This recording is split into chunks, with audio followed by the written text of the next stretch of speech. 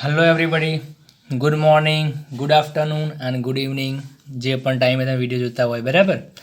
ચલો, આજનો આપણો ક્વેશ્ચન છે હાઇડ્રોજન પરમાણુ માટે ઉર્જાનું સમીકરણ લખો. તે પરથી 1/λIF is equal two me⁴/8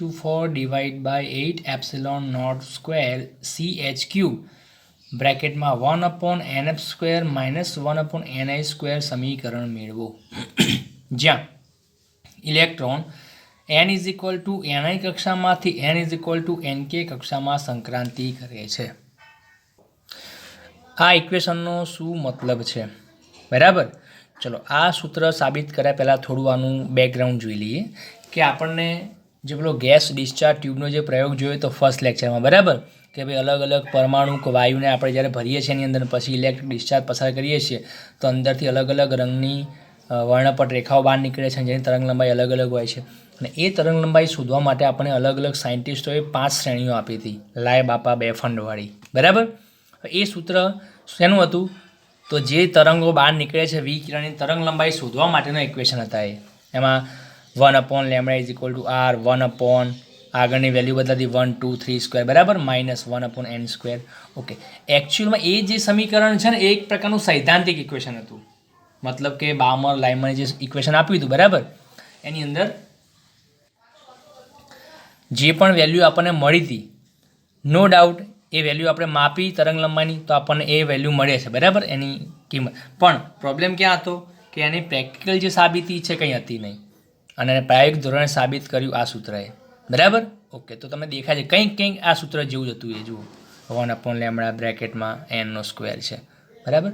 તો આપણે આ સૂત્ર સાબિત કરી અને એવું પ્રૂવ કરીશું લખીને કે ભાઈ જે બામરની જે મતલબ જે 5 શ્રેણીઓ હતી વર્ણપટ શ્રેણીઓ એમાં જે સૂત્રો મળતા હતા ને એને આ પ્રાયોગિક ધોરણે એની સાબિતી આપણને આપે છે, બરાબર. ઓકે, હવે કામ શું છે જુઓ, ચેક કરો કે ભાઈ પરમાણુમાં હાઇડ્રોજન પરમાણુમાં જે ઇલેક્ટ્રોન છે ઉર્જા ક્યારે મુક્ત કરશે. આપણને ખબર છે કે ભાઈ ઉર્જા ઇલેક્ટ્રોન ક્યારે મુક્ત કરે તો કે ઉપરની કક્ષામાંથી ક્યાં આવે? નીચેની કક્ષામાં. હા, એ ઓકે છે કે ભાઈ નીચેથી ઉપર મોકલવા માટે આપણે ઉર્જા આપવી પડે, પણ જ્યારે આપણને ઉર્જા આપશે અલગ અલગ તરંગ લંબાઈ સ્વરૂપે, વિકિરણ સ્વરૂપે, બરાબર, વર્ણપટ આપણને મળશે, એ વખતે આપણે શું માનીશું કે ભાઈ ઇલેક્ટ્રોન ઊંચી ઉર્જા ધરાવતી ઉપરની કક્ષામાંથી નીચી ઉર્જા ધરાવતી કક્ષામાં સંક્રાંતિ કરે છે, એટલે કે ઉપરથી નીચે આવે છે, બરાબર. તો ઇલેક્ટ્રોન જ્યાં હોય ઉપરની કક્ષામાં એને આપણે શું કહીશું? ni કક્ષા ધારી લઈએ છીએ. નંબર કક્ષાનું શું ધારી લઈએ આપણે? ni કક્ષા. આઈ મતલબ ઇનિશિયલ, એટલે કે ઇનિશિયલી પ્રારંભમાં ઇલેક્ટ્રોન જે કક્ષામાં છે ઉપરની એ ni કક્ષા છે અને પછી ત્યાંથી કૂદકો મારી ક્યાં આવશે? નીચેની કક્ષામાં આવશે અને ફાઇનલી જ્યાં આવશે શું કહીશું આપણે? nf કક્ષા. તો જો અહીંયા આપણે કક્ષાને નંબર નથી આપતા કે પહેલીમાંથી બીજીમાં કે બીજીમાંથી પહેલીમાં, એવું નથી લખતા, બરાબર. જસ્ટ સિમ્બોલ આપીએ છીએ કે ni કક્ષામાંથી nf કક્ષામાં સંક્રાંતિ કરે છે. તો એ વખતે જે ફોટોન સ્વરૂપે તરંગ બહાર નીકળશે વિકિરણ, બરાબર, એની તરંગ લંબાઈ શોધવાનું આ સૂત્ર છે, બરાબર. જે આપણે ડિસ્ચાર્જ ટ્યુબમાંથી જે તરંગો બહાર નીકળે ને બસ એ જ તરંગ છે આપણું આ. ઓકે, હવે આને આપણે સાબિત કરીએ તો ક્યાંથી સ્ટાર્ટ કરવાનું છે? તો કે હાઇડ્રોજન પરમાણુ માટે ઉર્જાનું સમીકરણ લખો. માની લો કે ઇલેક્ટ્રોન ઇનિશિયલી ni કક્ષામાં છે, તો ni કક્ષામાં ઇલેક્ટ્રોનની ઉર્જા શું લખાશે? સૂત્ર હતું આપણું E is equal to -me⁴ divide by upon 8 h² into n². અંદર z² આવે છે, બરાબર, પણ હાઇડ્રોજન પરમાણુ z = 1 લીધેલ છે આપણે એને. ઓકે, તો આ ઉર્જા થઈ ગઈ આપણી ઇલેક્ટ્રોનની, બરાબર. ઓકે, હવે આપણને જોઈએ કે કઈ કક્ષામાં શોધવાની છે? આપણી i કક્ષામાં. ત્યાં શું લખીશું? i લખાય આઈમી કક્ષામાં, અને n શું લખાશે? અહીંયા ni લખાય. તો આ ઇક્વેશન નંબર 1 થઈ ગયું. ઓકે, પછી લઈએ આપણે nf કક્ષામાં ઇલેક્ટ્રોનની ઉર્જા. શું લખાશે? EF is equal to -me⁴ divide by 8 h² into nf². Equation number 2 થાય આવું. જે મેઇન આપણું ઉર્જાનું ઇક્વેશન હતું ને એને આપણે બે કક્ષા માટે લાગુ પાડ્યું y અને f માટે. ત્યાં શું બદલાય ખાલી સમીકરણમાં? એનની જગ્યાએ શું લખાશે? આપણો એનઆઈ લખાશે કે એનઆઈની કક્ષા છે, આ બાજુ એનએફની કક્ષા છે. ઓકે, હવે આપણો ટાર્ગેટ શું છે કે ભાઈ આપણે તરંગ લંબાઈ શોધવી છે, આ લેમડા એનું સૂત્ર મેળવવું છે. કોની તરંગ લંબાઈ? તો જે ફોટોન ઉત્સર્જાય છે. અને ફોટોન ક્યારે ઉત્સર્જાય? તો કે ઈઆઈમાંથી ક્યાં જાય ઇલેક્ટ્રોન? ઈએફમાં જાય. હવે કન્ડિશન આપણને ખબર છે કે ભાઈ ઈઆઈની ઉર્જા ઈએફ કરતાં કેવી હશે? વધારે હશે. Ni greater than NF. મતલબ કે આપણને ખબર પડે છે કે ઇલેક્ટ્રોન સંક્રાંતિ ક્યાંથી ક્યાં કરે છે? ઉપરની ઊંચી ઉર્જા ધરાવતી કક્ષામાંથી નીચેની નીચી ઉર્જા ધરાવતી કક્ષામાં સંક્રાંતિ કરે છે. બરાબર, આ બંને આપણને ખબર છે. ઓકે, હવે જો ખબર ના પડે તમને જો સમજવામાં, તો આપણે કામ કરી દઈએ, ડાયાગ્રામ ડ્રો કરી નાખીએ. માની લો કે આ આપણી કક્ષા છે એન બરાબર એનએફ અને આ છે એન બરાબર એનઆઈ થાય. આની ઉર્જા છે ઈઆઈ અને આની ઉર્જા છે ઈએફ. તો ઇલેક્ટ્રોન શું કરશે? અહીંયાથી અહીંયા નીચે આવશે અને એ વખતે શું કરશે? એક ફોટોન મુક્ત કરશે. બરાબર, ઓકે. તો દેખાય છે ઈઆઈ ગ્રેટર દેન ઈએફ થાય, ઈઆઈની ઉર્જા વધુ છે આ રીતે. હવે જુઓ, આ જે ફોટોન નીકળ્યું એની જે ઉર્જા છે આપણે કઈ રીતે મળે? ઈ બરાબર HF જેટલી ઉર્જા હોય એની. બરાબર, ઓકે. અને પાછો ઈ શું બતાવે? કે બે કક્ષા વચ્ચે ઉર્જાનો તફાવત બતાવે છે. ક્લિયર? આપણે વાત કરી હતી કે કેટલી ઉર્જાનું ફોટોન બહાર નીકળશે. તો કે ઇલેક્ટ્રોન ઉપરથી નીચે આવે તેને કેટલી ઉર્જા મુક્ત કરવી પડશે? તો બે વચ્ચે જેટલો તફાવત છે એટલી ઉર્જા. બરાબર, આ વસ્તુ આપણે ડિટેલમાં જોઈ હતી સ્વીકૃતિમાં બોરની. ઓકે, હવે અહીંયા લખીએ કે ઉત્સર્જાતા ફોટોનની ઉર્જા ઈ બરાબર શું લખાય? કેટલો ડિફરન્સ છે? ઈઆઈ માઇનસ ઈએફ ડિફરન્સ છે, is equal two HF. F શું છે? અહીંયા આવૃત્તિ છે. બરાબર, ઓકે. અને આવૃત્તિ દરેક સંક્રાંતિ અલગ અલગ હોય છે. ઇલેક્ટ્રોન જેટલી પણ મતલબ કોઈ પણ કક્ષામાંથી નીચે સંક્રાંતિ કરશે, દરેક કક્ષાની સંક્રાંતિની આવૃત્તિ અલગ અલગ છે. તો અહીંયા આપણે દેખાય છે કે ભાઈ આ જે ફ્રીક્વન્સી છે આવૃત્તિ એ કઈ કક્ષાને અનુરૂપ છે? આમાં કઈ કક્ષા સમાયેલી છે? આઈ અને એફ. તો અહીંયા શું લખીશું આપણે? આ રીતે જુઓ, સમજો. FIF મતલબ આ જે આવૃત્તિ છે ફોટોનની એ આવૃત્તિ આઈ અને એફ કક્ષાને અનુરૂપ છે, એને જ લાગુ પડે છે. બરાબર, એક નાનો સિમ્બોલ ખાલી આપે એને દર્શાવવા માટે. ચલો, આને કહીએ આપણે ઇક્વેશન નંબર 3. હવે જો આપણી પાસે ઈઆઈની સમીકરણ છે, ઈએફનું સમીકરણ છે, આની અંદર મૂકી દઈએ અને પછી સાદરૂપ આપી દઈએ આપણે. બરાબર, તો શું થશે બોલો? પહેલાં ઈઆઈ લખી દઈએ. તો પહેલાં ઈઆઈ લખાશે તો -me⁴ divide by 8ε0² h² into ni². પછી માઇનસ અને ઈએફ લખાશે તો આ માઇનસ પાછું પ્લસ થઈ જવાનું. તો આવશે me⁴ 8ε0² h² into nf² is equal two HF IF થાય. ઓકે, ચલો HF IF ને હું આગળ લખું છું ઇઝ ઇક્વલ ટુ પ્લસ પદને આગળ રાખો, માઇનસને પાછળ રાખો અને જે કોમન છે એને કાઢી લો. તો શું કોમન નીકળશે? me⁴ divide by 8ε0² h². આટલું કોમન નીકળે. બ્રેકેટમાં શું રહે? 1/nf² માઇનસ 1/ni² રહેશે. ઓકે, ચલો એચને છેદમાં લાવી દો. સોરી, બરાબર, જો આવું થશે. પ્લસવાળું પદ આગળ, માઇનસવાળું પાછળ અને કોમન નીકળશે me⁴ 8ε0² h². બ્રેકેટમાં રહેશે 1/nf² માઇનસ 1/ni². ચલો એચને છેદમાં લાવી દો તો શું મળે? FIF is equal to me⁴ divide by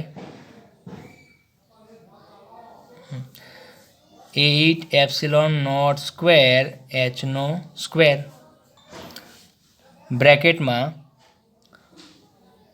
sorry h³ થઈ જશે. બરાબર, અહીંયા h³ 1/nf² માઇનસ 1/ni². બરાબર, હવે આપણે લેમડા મેળવવો છે તો અહીંયા શું લખાય? C is equal two F lambda થાય. તો 1/લેમડા કોના બરાબર થાય? F/C બરાબર થાય. ક્લિયર? ઓકે, તો એક કામ કરીએ હવે 1/ લેમડા અને કઈ તરંગ લંબાઈ આવશે આપણી લેમડા IF લખાશે ઇઝ ઇક્વલ ટુ કોના બરાબર થાય એફ અપોન સી. તો એફ તો વેલ્યુ છે ઉપરની અને નીચે સી વડે ભાગી નાખવાના છે. તો શું બનશે me⁴ divide by 8 epsilon naught square અને એક સી હતો ભાગાકારમાં આ અને પછી h cube બ્રેકેટમાં 1/nf² minus 1/ni². Clear. જો આ સૂત્ર આપણું સાબિત થઈ ગયું કે ભાઈ ઇલેક્ટ્રોન આઈની કક્ષામાંથી એફની કક્ષામાં સંક્રાંતિ કરે ઉપરથી નીચે એ વખતે જે ફોટોન નીકળશે એની જે આવૃત્તિ છે એ તમને આ સૂત્રથી મળશે અને તરંગલંબાઈ આ ઇક્વેશનથી મળશે. બરાબર. ઓકે. હવે આ સૂત્રને આપણે પહેલાં જે 5 સમીકરણ હતા વર્ણપટ શ્રેણીના બરાબર એની સાથે સરખાઈ દઈએ. તો એ સૂત્ર કોના જેવા હતા? તો જો આને હું અહીંયા સાઈડમાં બનાવી દઉં. જુઓ એ જે આપણે ઇક્વેશન હતા 1/λ બરાબર r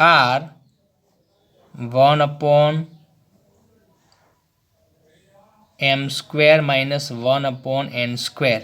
આવું હતું આપણા કોમન ઇક્વેશન. બરાબર. ઓકે. તો તમે ચેક કરો બેને સરખાવો. સરખાવતા શું જોવા મળે? કોના બરાબર થાય?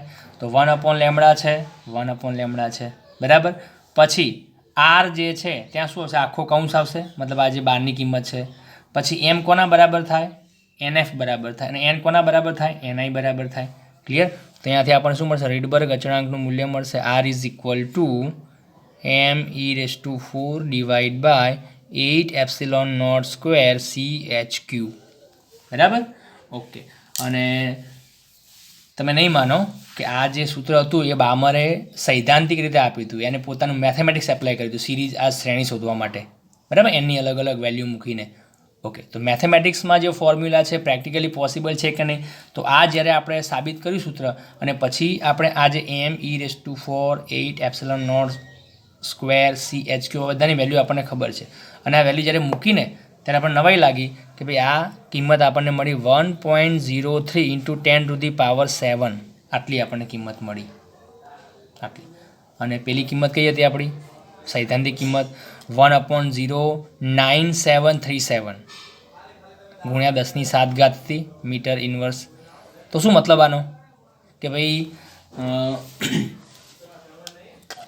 જે 5 શ્રેણીઓ હતી આપણી બરાબર એને પ્રાયોગિક અનુમોદન મળ્યું આ સૂત્રથી. બરાબર. તો હવે આપણે અહીંયાથી એક નવું સૂત્ર જાણવા મળ્યું. કયું? રીડબર્ગ અચળાંકનું. આપણે જે લાયમન બામણની જે શ્રેણીઓ ગણી તેમાં ફક્ત આરની આપણે વેલ્યુ મૂકવાની હતી. આર કોના બરાબર થાય છે આર ક્યાંથી આવે આપણને ખબર નથી. બરાબર. ઓકે. તો આપણા માટે એક વધુ સૂત્ર યાદ રાખવાનું આવી ગયું પાછું આરનું. બરાબર. હવે બીજી વસ્તુ સરખાઈ. ચલો એમ કોના બરાબર થાય? NF બરાબર થાય છે અને એન કોના બરાબર થાય છે? NI બરાબર થાય છે.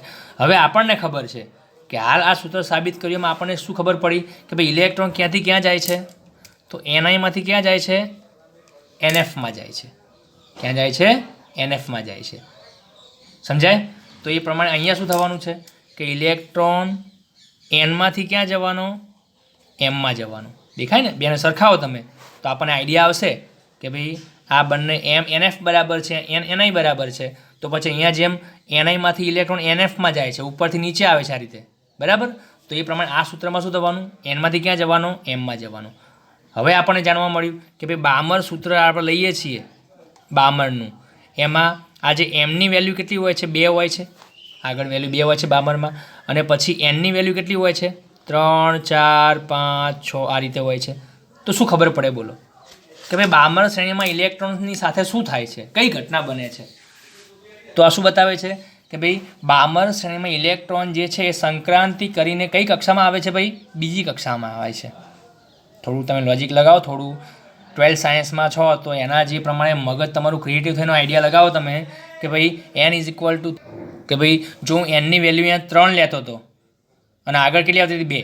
તો બામર શ્રેણીમાં એમની વેલ્યુ ફિક્સ રહેવાની હતી 2 પણ પાછળ 3 4 5 6 રીતે બદલાય છે. માની લો કે 6 મૂકું છું અને આગળ 2 આવે તો શું મતલબ થાય આનો કે ભાઈ ઇલેક્ટ્રોન સંક્રાંતિ કરે છે ક્યાંથી ક્યાં? 6માંથી 2માં અને એને અનુરૂપ આપણને શું મળે છે? તરંગ લંબાઈ મળે છે વિકિરણની, બરાબર. પછી વેલ્યુ લઉં છું 5, એનની વેલ્યુ 5 લઉં છું. શું બતાવ્યા કે ભાઈ 5માંથી ઇલેક્ટ્રોન ક્યાં જાય છે? 2માં જાય છે. એને અનુરૂપ તરંગ લંબાઈ મળે છે. તો આપણને આ સૂત્ર ઉપરથી એક માહિતી મળી કે ભાઈ આપણે જે તે શ્રેણીની વાત કરતા હોઈએ ને તો ઇલેક્ટ્રોન એ શ્રેણીમાં ઉપરની કક્ષામાંથી સંક્રાંતિ કરી શકે છે. સમજાય ને? તો ઇલેક્ટ્રોન 2માં ક્યારે આવે સંક્રાંતિ કરીને? એ ક્યાં હોય તો આવે? એની ઉપરની કક્ષામાં હોય તો 2માં આવે. પહેલીમાંથી 2માં જવાનો છે? શું પહેલી કક્ષામાંથી બીજીમાં ઇલેક્ટ્રોન જવાનો છે? આપોઆપની વાત કરીએ છીએ આપણે, ફોટોનું ઉત્સર્જન કરીને. તો આન્સર ઇઝ નો. ઇલેક્ટ્રોન જાતે શું કરી શકે છે? ઉપરથી નીચે આવી શકે છે ફોટોનું ઉત્સર્જન કરીને. ઊંધું ના થાય. એકમાંથી 2માં જ શું કરવું પડે? એને ફોટોનું શોષણ કરવું પડે ઉર્જા સ્વરૂપે, અને પછી એ ઉપર જશે. પણ આ કોની વાત ચાલે છે? આપણા ઉર્જાના ઉત્સર્જનની વાત ચાલે છે, આ ફોટોનના.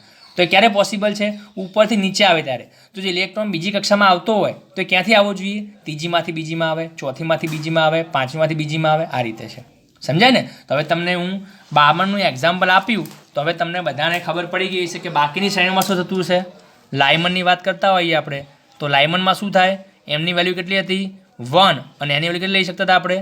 2, 3, 4, 5. આ રીતે. તો સેમ કોન્સેપ્ટ આમાં પણ લાગુ પડશે કે આપણે લાયમન શ્રેણીમાં જે તરંગ લંબાઈઓ મળે છે વિકિરણની, એ કઈ રીતે મળે છે? તો કે ઇલેક્ટ્રોન ક્યાંથી ક્યાં આવે છે? બીજીમાંથી પહેલીમાં આવે, ત્રીજીમાંથી પહેલીમાં, ચોથીમાંથી પહેલીમાં. આ રીતે. સમજાય ને? તો હવે જુઓ, આ જે આપણે આખું આ ઇક્વેશન ભણ્યા એ સંક્રાંતિ માટેનું હતું, અલગ અલગ કક્ષામાંથી.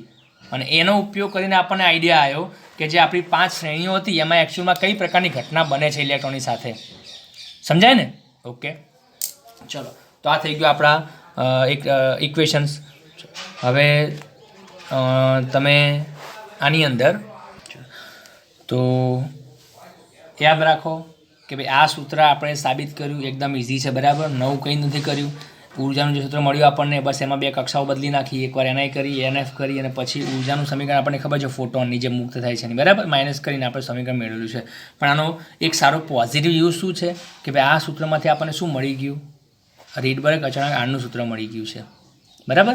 અને આ જી નીટના એક્ઝામ્પલની અંદર તમને બહુ યુઝફુલ થશે કે ક્યાંક ક્યાંક તમારે આર જે છે એની સાથે કામ લેવાનું આવે, સૂત્ર આપણને ખબર હોવી જોઈએ. તો જુઓ, ત્રિજ્યાનું સૂત્ર, પછી વેગનું સૂત્ર, ઉર્જાનું સૂત્ર અને આર, આ 4 આપણા ઇક્વેશન્સ છે, બરાબર. અને 4માં ભૌતિક રાશિ બધી એની જ છે. એમ આવશે, ઈ આવશે, એપ્સિલોન આવશે, સી આવશે, એચ આવશે. પણ પ્રોબ્લેમ ક્યાં છે? ઘાત બદલાતી જાય છે અને રાશિઓ બધી ઉપર નીચે અંશ છેદમાં બદલાતી જાય છે, બરાબર. તો તમારે પ્રોપરલી એ સૂત્રો અલગથી યાદ રાખવાના છે. ના યાદ રહે તો 50 વાર ચોપડામાં લખી દેવાના, બરાબર. ઘૂંટી નાખવાના ઉપર, જેથી આપણને યાદ રહી જાય. બાકી આ સૂત્રો વગર તમારું કામ ચાલશે નહીં ભાઈ. જુઓ, અને હું ભલે અત્યારે થિયરીઓ ફક્ત ચલાવું છું, બરાબર, પણ તમારે સાથે દાખલા પણ ગણતા રહેવાના છે, બરાબર. હવે આપણે કોઈના ઉપર આશા રાખીને બેસી રહીએ એવું બનવું ના જોઈએ. સમય એવો છે કે હવે આપણે આગળ આવવું પડશે, બરાબર. તમારે એવું નહીં કે સાહેબ ચલાવે પછી જ આપણે એને ફોલો કરીએ, એવું નથી. થિયરી ચાલી ગયા છે આ, તો તમારે જાતે સ્વાધ્યાય ઉદાહરણમાંના કેટલા દાખલા છે, બરાબર, જોઈ લેવાના. ખબર ના પડે તો એ બાકી રાખવાના, બાકીના ગણી નાખવાના, જેથી તમારો સેલ્ફ કોન્ફિડન્સ વધશે. જેટલા દાખલા જાતે ગણશો ને આન્સર આવશે એટલું તમને ફિઝિક્સમાં મજા આવશે, બરાબર. તો આશા રાખું. અને દાખલા પણ વધારે છે નહીં પાછા, આપણા મોટાભાગના એક્ઝામ્પલ આપણે કેન્સલ કરેલા છે. તો આટલી ઓછી સંખ્યામાં દાખલા છે અને પાછા નાના ઇઝી દાખલા છે. તો આઈ હોપ કે તમે જાતે દાખલાની પ્રેક્ટિસ કરતા હશો, બરાબર. તમારો ટાઈમ પણ ના બગડે. જો તમે આ સ્વાધ્યાય ઉદાહરણ દાખલા જો જાતે ગણો છો તો સાથે પછી તમે નીટની અને જીની તૈયારી પણ જાતે મતલબ એડવાન્સમાં કરી શકો છો. કારણ કે તમને આ દાખલાનો કોન્સેપ્ટ ખબર પડી ગઈ, આ ગણી નાખ્યા બેઝિક દાખલા, તો એનાથી ઉપરના લેવલના તમે દાખલા જઈ શકો છો, બરાબર. તો એકચ્યુઅલી તમારી જી નીટમાં પણ તૈયારી તમારી સારી રહેશે. તો મેઇન આપણો ટાર્ગેટ એવો હોવો જોઈએ કે ભાઈ સમય ના બગડે, બરાબર. ઇઝી દાખલામાં ટાઈમ બગાડવાની કોઈ જરૂર નથી. તમે જાતે સોલ્યુશન તમને દર્પણની જે એપ્લિકેશન છે કુમારની, એમાં તમને મળી જશે. એકવાર જો નજર મારી લો, બરાબર. કંઈ અઘરું છે નહીં. ઓકે, ચલો, થેન્ક યુ.